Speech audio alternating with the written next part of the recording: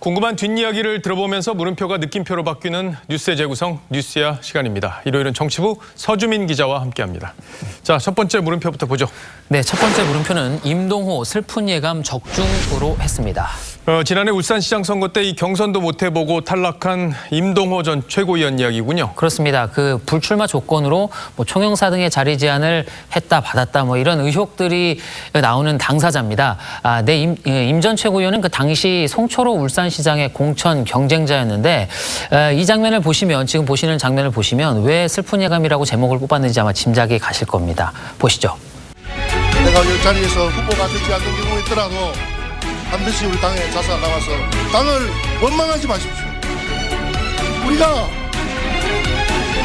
민주당을 어떻게 지고 왔습니까?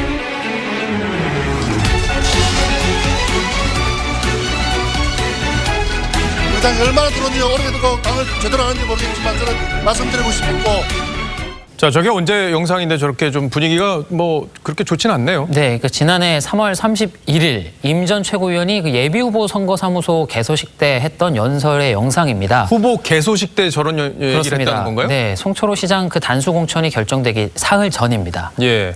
근데 표정을 보니까 뭔가 알고 있었다 이런 느낌이 좀 들고, 보통 개소식 때는 뭔가 자기의 포부를 밝히는데 뭔가 자기가 떨어질 걸 미리 알았다는 취지의 얘기들을 하고 있어요. 네, 그러니까 특히 임 전 최고위원의 그 발언이 좀 심상치가 않죠. 그 당시 상황이 어땠었는지 임 전 최고위원이 최근 저희 취재진과 통화해서 털어놓은 얘기를 들어보시죠.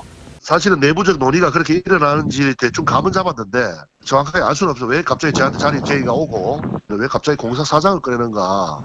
단수 공천 결정되기 직전쯤에 그런 얘기고. 그렇죠. 예. 특히 전날 임 전 최고위원은 민주당을 어떻게 지켜왔느냐면서 선거 유불리에 따라 탈북당을 반복하는 철새 당원들을 비판하기도 했는데요.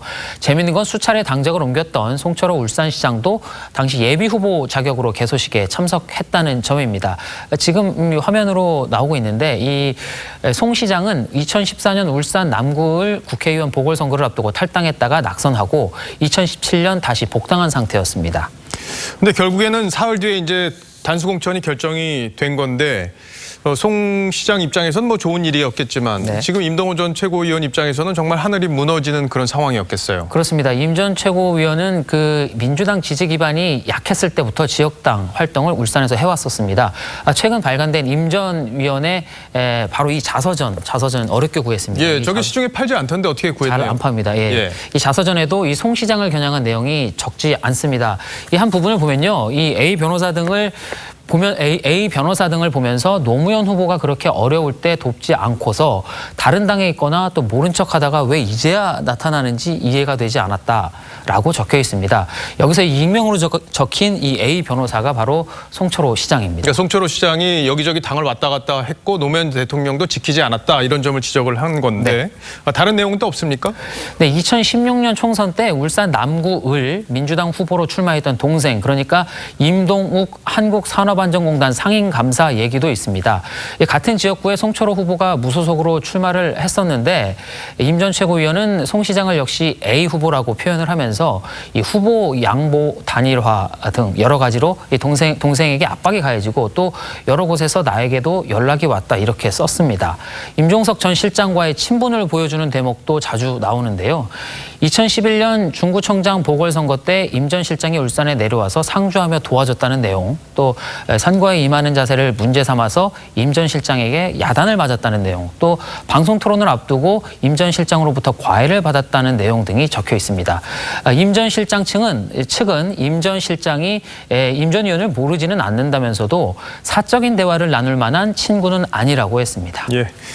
임 전 실장 입장에서는 또 그렇게 주장하고 있다. 네. 이런 내용까지 봤군요. 그럼 자, 첫 번째 물음표 정리해 볼까요? 네, 첫 번째 물음표 임동호 슬픈 예감 적중의 느낌표는 이 슬픈 예감 이어질 듯으로 했습니다.